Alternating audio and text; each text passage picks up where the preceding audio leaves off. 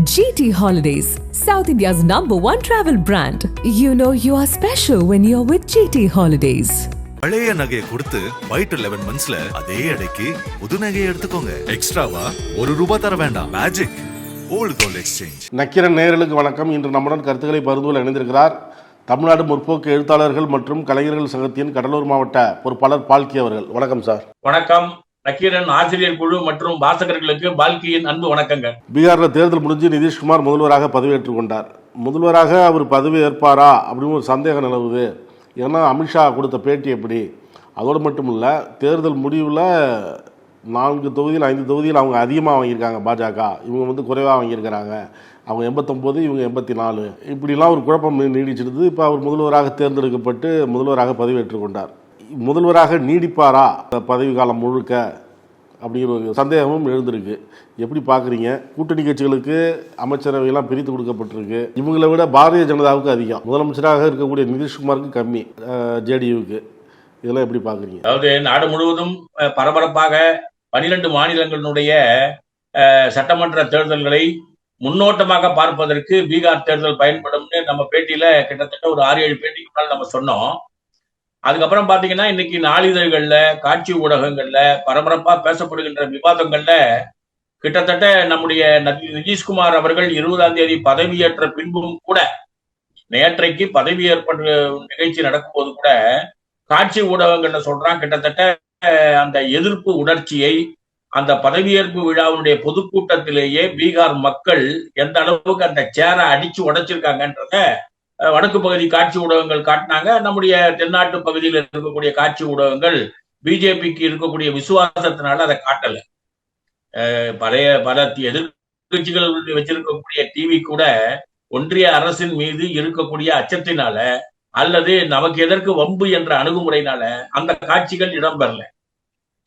நமக்கு கிடைக்கக்கூடிய ஒரு சின்ன வாய்ப்பை கூட பிஜேபி அதை எப்படி பயன்படுத்துகிறானோ அதற்கும் மேலாக எதிர்கட்சிகள் பயன்படுத்த வேண்டும் என்ற கொள்கை தமிழ்நாட்டுல அந்த மாதிரி நிகழ்ச்சியை காட்டும் போது மக்களுக்கு கொஞ்சம் தெரிஞ்சிருக்கும். சரி, அது தனியா வச்சுக்குவோம். ஆனால் இந்த தேர்தலில் எலெக்ஷன் கமிஷனுடைய அணுகுமுறையினால் மட்டுமே அவர் ஜெயிச்சாரா அப்படின்ற கட்டுரைகள் தொடர்ந்து வந்துகிட்டு இருக்கு.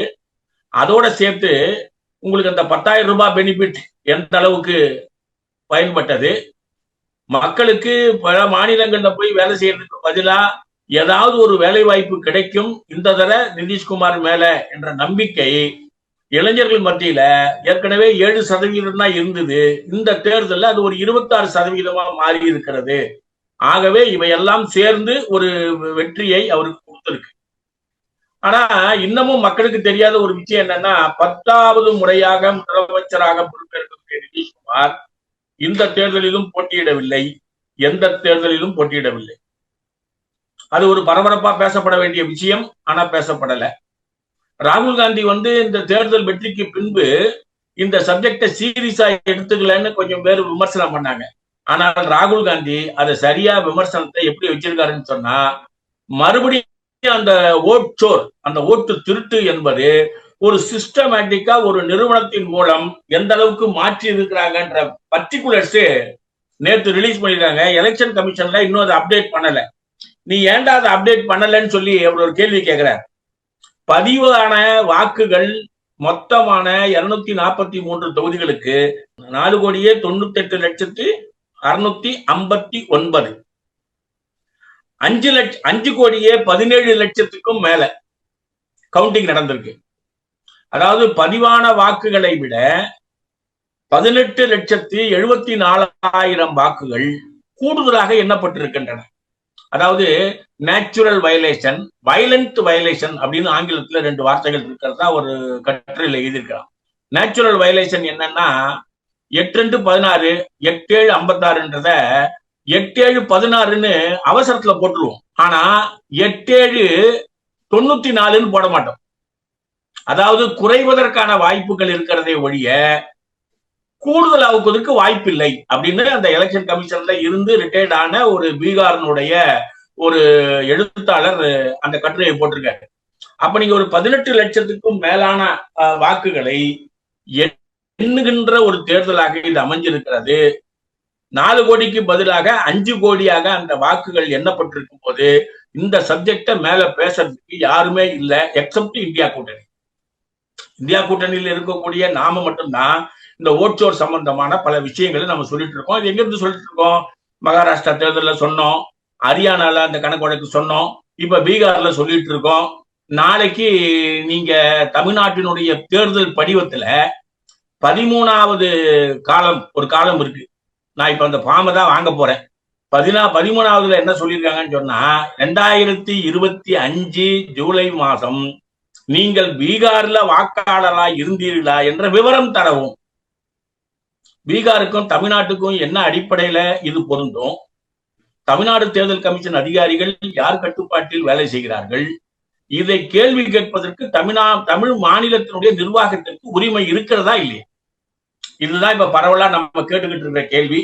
அதே நேரத்துல நீங்க இப்ப இந்த தேர்தல்ல பிஜேபிக்கு கண்ட்ரோல்ல நிதிஷ்குமார் இருப்பாரா, நிதிஷ்குமார் கண்ட்ரோல்ல பிஜேபி இருக்குமா என்பதை நாம எதிர்பார்த்த மாதிரியே பாத்தீங்கன்னா 14 பிரதான அமைச்சர்கள் பதவி, 4 துணை அமைச்சர்கள் பதவி, 1 கேபினட் அந்தஸ்துக்கும் மேலான பதவி, 2 துணை முதலமைச்சர் பதவி, இவை அனைத்துமே நிதிஷ்குமாரனுடைய லாயல் ஆட்களுக்கு கொடுக்கப்படவில்லை.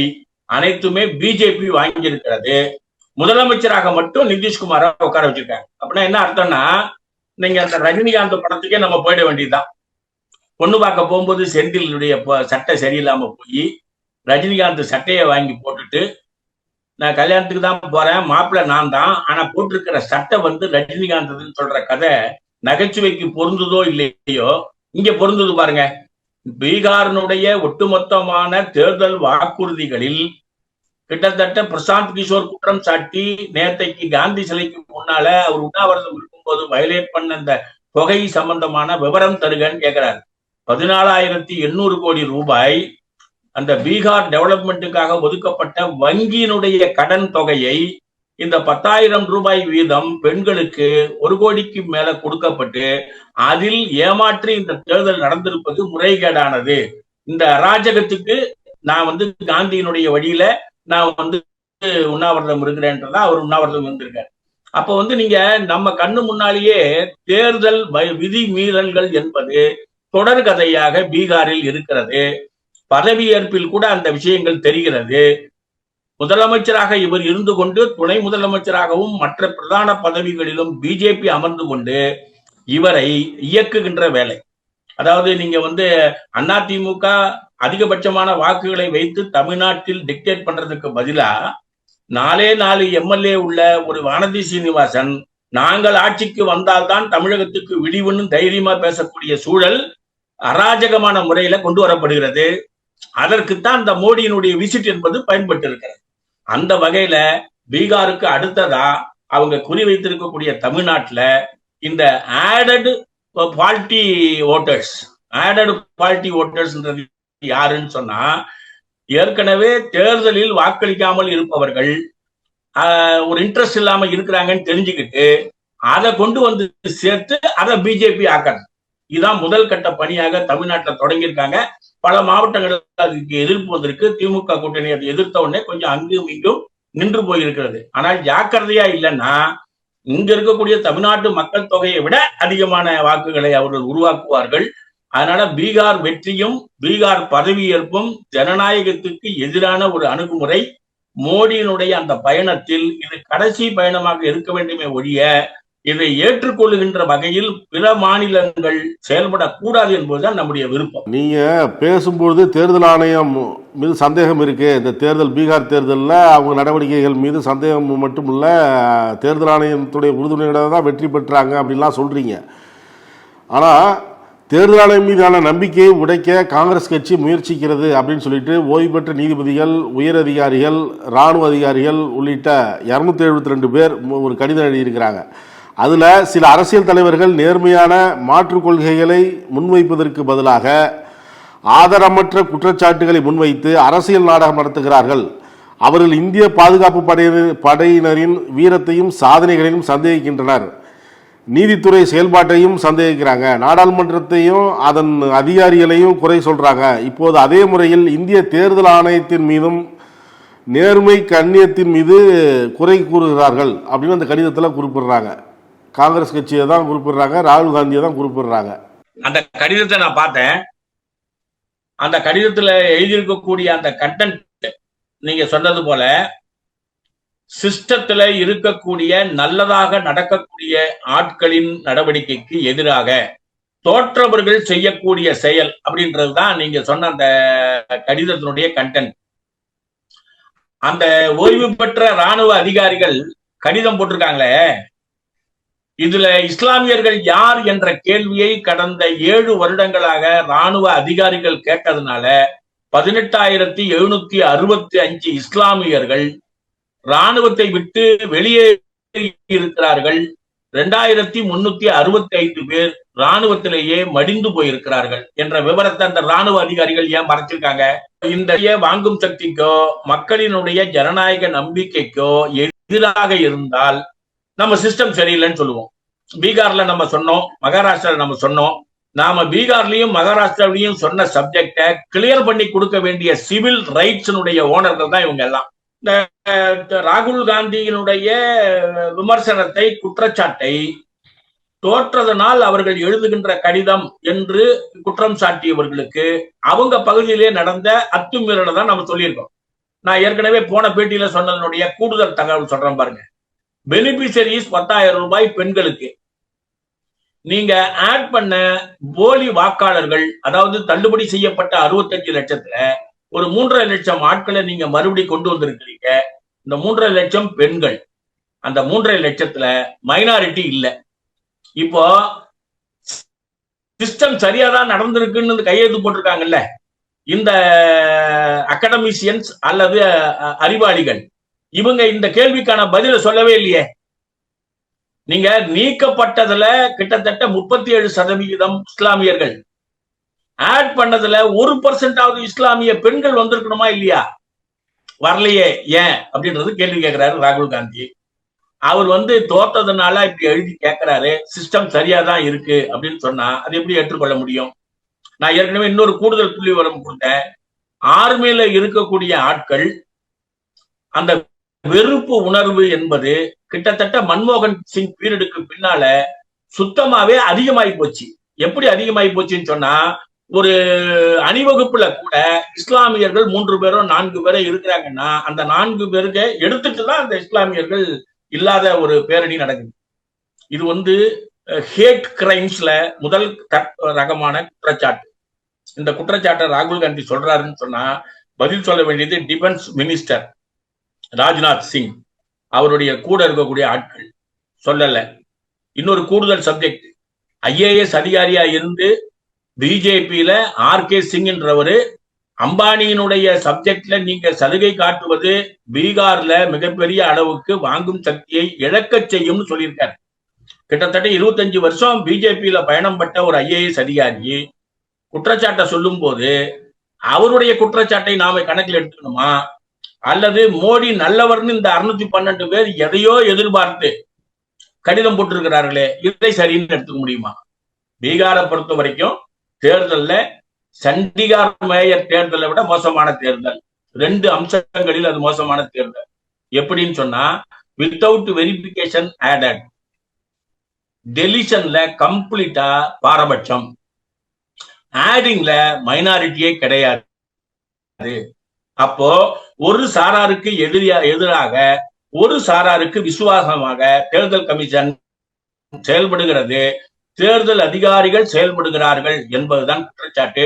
அந்த குற்றச்சாட்டு ஜெனுயின்.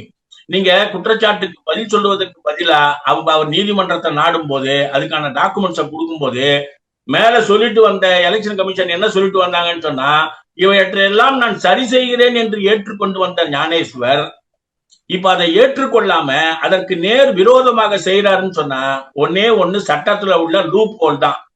தேர்தல் அறிவித்த பின்பு சுப்ரீம் கோர்ட்டுக்கு போய் அவர் பதில் சொல்ல வேண்டிய அவசியம் இல்லை. ஆகவே தேர்தல் அறிவிச்சுட்டு பழைய மெத்தட்லயே அந்த மோசமாடிய தேர்தலை நடத்தி இருக்கிறார். ஆகவே இது மோசடி தேர்தல் தான். விசுவாசம் என்று சில அதிகாரிகளையும் ஓய்வு பெற்ற ராணுவ அதிகாரிகளையும் வைத்திருப்பது பிஜேபி சார்புடைய சிந்தனையாளர்களை தவிர பொதுவான ஜனநாயகவாதிகள் இல்லை என்பதுதான் நம்முடைய கருத்து. கோவை வந்த பிரதமர் சின்ன வயசுலயே தமிழ் கற்றுக்க ஆசையெல்லாம் இருந்தது அப்படிலாம் பேசுறாரு. விவசாயிகள் பற்றி பேசினார், பல்வேறு விஷயங்கள் குறித்து பேசினார். பீகார் காற்று தமிழகத்தில் வீசும் அப்படிலாம் பேசினார். ஆனால் அதே நேரத்தில் அந்த மெட்ரோ ரயில் திட்டம் அது கோவைக்கும் மதுரைக்கும் செயல்படுத்த முடியாது அப்படிங்கிற ஒரு செய்தி வெளியாகிருக்கு. தமிழக மக்களை நான் எப்போ நினச்சிட்டு இருக்கிறேன் அப்படிங்கிறவர் இங்கே மக்கள் என்ன கேட்குறாங்களோ, மக்கள் என்ன எதிர்பார்க்குறாங்களோ அதை செய்ய வேண்டியதானே அப்படிங்கிற குரல் வருது. எதிர்கட்சிகள் அந்த குரலை வைக்கிறாங்க. பாஜகக்காரங்க நயினா நாகேந்திரன் என்ன சொல்கிறாருன்னா, கோவைக்கு மெட்ரோ ரயில் வரக்கூடாது என்பதற்காகவே ஒரு திட்டம் அந்த மாதிரி தயாரிச்சிருக்கிறாங்க அப்படிங்கிறார். இவங்க சரியான முறையில் இந்த திட்ட அறிக்கை தயார் செய்யலை, மக்கள் கருத்து கேட்கல, மக்கள் பிரதிநிதிகள் கருத்து கேட்கல அப்படிங்கிறாங்க வானதி. எப்படி பார்க்குறீங்க? மெட்ரோவோட சுருக்கிக்க வேண்டியதில்லை. சொல்லுக்கும் செயலுக்கும் விரோதமானவர் மோடி என்பதற்கு உதாரணம் கோவை விசிட். இந்த PR நடராஜன் அப்படின்னு ஒருத்தர் ஒரு விவசாய சங்கத்தை வச்சுக்கிட்டு மோடி சரியில்லை, MSP சரியா கொடுக்கல அப்படின்னு சொல்லி ஒரு காவிரி ஒருங்கிணைப்பு குழுவுல பயணம் பண்ணிட்டு இருந்தார். அவர் தான் இந்த மீட்டிங்கை பினாமியா நடத்தியிருக்கார். நடத்துறது பூரா பிஜேபி. இந்த மோடி நல்லவராக அவருக்கு எப்படி மாறினாங்கன்றது அவருக்கு பின்னால உள்ள அரசியலை தோண்டும் போதுதான் நமக்கு தெரியும். இருந்தாலும் யாரெல்லாம் விவசாயத்திற்கு எதிராக செயல்பட்டார்கள் என்று பொது வெளியில சமூக வலைத்தளங்கள்ல பேசினாரோ அவரு இப்ப மோடி பக்கம் போயிருக்கிறார் என்ற விஷயத்தோட நம்ம இந்த மோடி விசிட்ட பார்க்கணும். கோயம்புத்தூருக்கு மெட்ரோ ரயில் சம்பந்தம் மட்டும் இல்ல, நீங்க போன பேட்டிக்கும் ஒரு 2-3 பேட்டிக்கு முன்னால் நம்ம சொன்னோம், விவசாயத்திற்கு அந்த 17 ஈரப்பதத்திற்கு பதிலாக 22.5 ஈரப்பதம் வேண்டும், அதை நீங்க உடனடியா கொடுங்கன்னு சொல்லி நம்ம கேட்டோம், கடிதம் எழுதணும். அதை பற்றி பார்க்கவே இல்லை. இவர்கள் பார்க்காமலே இருந்துட்டு நம்ம கிட்ட அவங்க என்ன சொன்னாங்கன்னு சொன்னா, இந்த 22.5 உடனடியா கொடுத்துட்டு காவிரி வாக்குகளை நாம் வாங்கி விடலாம் என்ற ஒரு நம்பிக்கை இருந்தது. கிட்டத்தட்ட 1 மாசம் ஆகி போச்சு, 22.5க்கு வரல. 2-3 விவசாய அறிஞர்கள் பேட்டி கொடுத்திருக்கிறாங்க. ப்ரொக்யூர்மெண்ட்டை அதிகப்படுத்துவதற்கு வாய்ப்பு இருக்கிறதா என்று கேள்வி கேட்ட போது, ப்ரொக்யூர்மெண்ட்டை அதிகப்படுத்துவதற்கு FCI உயர்ந்தபட்ச அதிகாரிகளிடம் பேசியிருக்கிறோம் சொல்லி 25 நாள் ஆகிப்போச்சு. இன்னைய வரைக்கும் ப்ரொக்யூர்மெண்ட் பாலிசியில சேஞ்ச் இல்லை. விதைகள் சட்டத்தை வீணாக்கிவிட்டு இயற்கை விவசாயத்தை பாதுகாக்க வந்த இந்திய பிரதமர் என்று இவங்க அழைச்சிருக்காங்க. அதனால விவசாயிக்கு எதிரான ஒருத்தரை, நம்மாழ்வாருக்கு எதிராக செயல்பட்ட ஒருத்தரை இயற்கை விவசாயம் என்ற பேர்ல ஒரு பினாமி விவசாயிகள் குழு இந்த கூட்டத்தை நடத்தியிருக்கிறாங்க. அதனால விவசாயிகளுக்கு எதிரான கூட்டம் இது என்றத வாசகர்கள் புரிந்து கொண்டு மெட்ரோ ரயில் சம்பந்தமா 2011 பாப்புலேஷன் ஸ்டடி, இந்த 2011 பாப்புலேஷன் ஸ்டடி பிரகாரம் அன்னைக்கு 20 லட்சத்திற்கும் மேலாக இருக்கக்கூடிய பாப்புலேஷன் கோயம்புத்தூர், 6 லட்சம் அதிகமாக இருக்கக்கூடியது திருப்பூர். திருப்பூருக்கும் கோவைக்கும் தான் மெட்ரோ ரயில் இணைப்பு. அப்ப அந்த இணைப்பை அப்பவே கொடுத்திருக்கலாமானா கொடுத்திருக்கலாம். பாப்புலேஷன் என்று சொல்வது கோயம்புத்தூருக்கு தென்னிந்தியாவினுடைய மான்செஸ்டர் என்கின்ற அந்த தொழில் உற்பத்தி நகரத்திற்கு இல்லை என்று சொல்லுவது சரியானதல்ல, பாரபட்சமானது. 2011 14 லட்சம் பாப்புலேஷன் மதுரை. மதுரையோட நீங்க எதை இணைச்சாலும் இன்னொரு 2.5 லட்சம் சேர்த்தீங்கன்னா 16 லட்சம் தான்.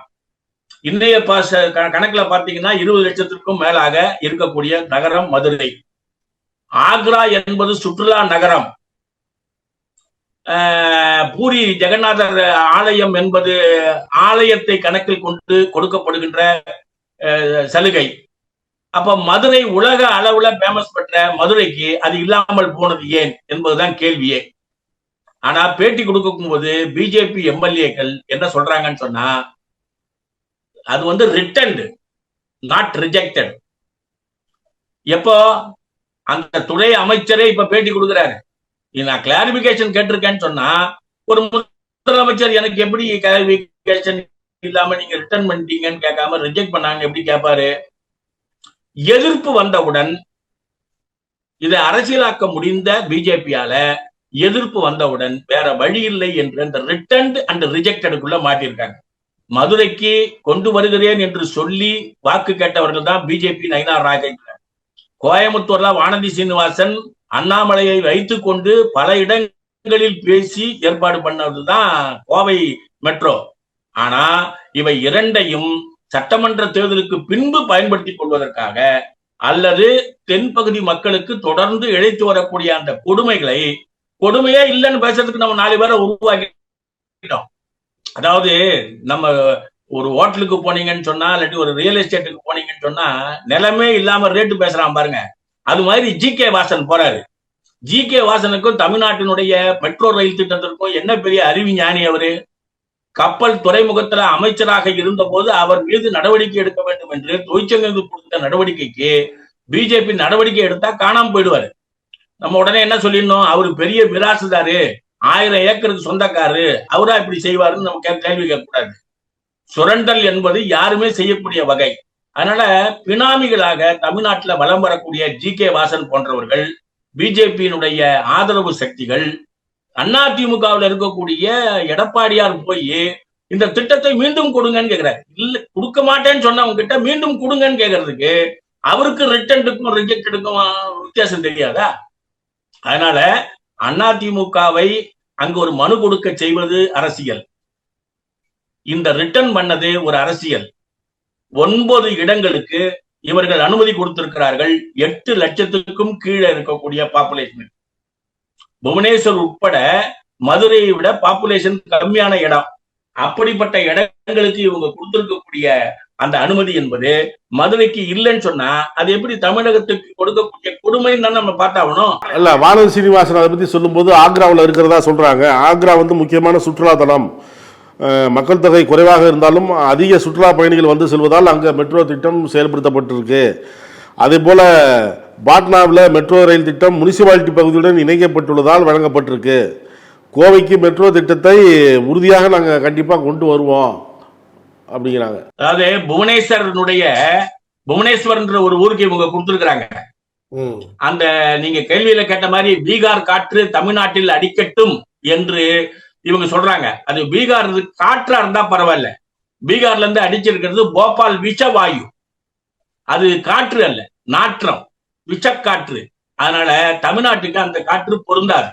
9 இடங்களில் 4.5 லட்சம் மட்டுமே இருக்கக்கூடிய நாசிக் போன்ற இடங்களுக்கு கிட்டத்தட்ட கோயம்புத்தூருக்கும் மதுரைக்கும் கொடுக்கிறதுக்கு மாறாக அனுமதியை கொடுத்து விட்டு தமிழகத்துல அதை மறுப்பது என்பது அரசியல் வஞ்சக அணுகுமுறை என்று எல்லாராலும் சொல்லப்பட்டிருக்கு. நீங்க பிஜேபிக்கு பக்கமாக இருக்கக்கூடிய அரசியல் கட்சிகளை தவிர பொது ஆட்கள் கிட்ட கருத்து கேட்ட போது எல்லா கட்சிகளும் அரசியல் தீர்மானமாக சொன்ன கோவை விமான நிலையம், கோவை மெட்ரோ. இந்த கோவைக்கு வரக்கூடிய விமானத்திற்கு ஒரு மதுரைக்கு வர வேண்டிய ஒரு விமானத்தினுடைய சிறப்பு தன்மைக்கு மதுரை இவங்க இணைக்கல. அது ஏவியேஷன் மினிஸ்ட்ரி நேற்று செய்திருக்கக்கூடிய கொடுமை. அப்ப தமிழ்நாட்டில இருந்து எது வந்தாலும் அதை ஏற்பதில்லை என்பது இவர்களுடைய அணுகுமுறை. இந்த அணுகுமுறை என்பது தமிழ்நாட்டு அரசியலை குறிவைத்து பேசுகிறாங்க. 3 தொடர்ந்து கேள்வி கேட்ட உடனே வானதி சீனிவாசன் சொல்லிட்டாங்க, எடப்பாடி முதலமைச்சர் ஆனவுடன் இந்த திட்டம் நிறைவேற்றப்படும் அப்படின்னா அவங்க கோஷம்தான். எடப்பாடியாரோட கூட்டணி சேர்ந்து இதை மீண்டும் கொண்டு வருவதற்கு எங்களுக்கு வாக்களியுங்கள் என்கின்ற குறுகிய அரசியல் அணுகுமுறையை தவிர பரந்துபட்ட தமிழகத்திற்கான மரியாதை கொடுக்கப்படவில்லை என்பதுதான் கருத்து. இன்னைக்கும் நாளைக்கும், அதாவது 20, 21 2 தேதிகள்ல 2 நகரங்களிலும் எல்லா கட்சியினாலையும் பொது அமைப்புகளாலும் நீங்க பாரபட்சமாக நடந்து கொள்கிறீர்கள் என்கின்ற அந்த கண்டனத்தை பதிவு செய்ய ஆர்ப்பாட்டம் நடக்க இருக்கிறது. அவற்றையெல்லாம் மக்கள் உணர்ந்து கொண்டும் பார்த்து கொண்டுதான் இருக்கிறாங்க. அதனால பிஜேபி ஒரு பரந்துபட்ட அணுகுமுறைக்கு எப்போதும் தயாரில்லை. வாக்குகளை கவருவதற்கு கொடுக்கக்கூடிய உறுதிமொழி தமிழகத்தை பழுவாங்குவதன் மூலம் அந்த 2026 தேர்தலை எதிர்கொள்ள நினைக்கிறார்கள். கருத்துக்களை பகிர்ந்து கொண்டதற்கு நன்றி. கருத்துக்களை கேட்டமைக்கு நன்றி. வணக்கம். நக்கீரன் டிவிக்கு சப்ஸ்கிரைப் செய்யுங்கள். உங்கள் ஆதரவே எங்கள் பலம். ஆசிரியர்களுக்கு நண்பனாகவும் மாணவர்களுக்கு ஆசானாகவும் திகழும் தேர்வு வழிகாட்டி. ஒவ்வொரு பாடத்திற்கும் அனுபவமிக்க ஆசிரியர்களின் துல்லியமான தெளிவான விடைகள். CNC இருக்கு, தேர்வு பயம் எதற்கு? இது தீரன் பப்ளிஷிங் ஹவுஸ் விற்பனை வெளியீடு.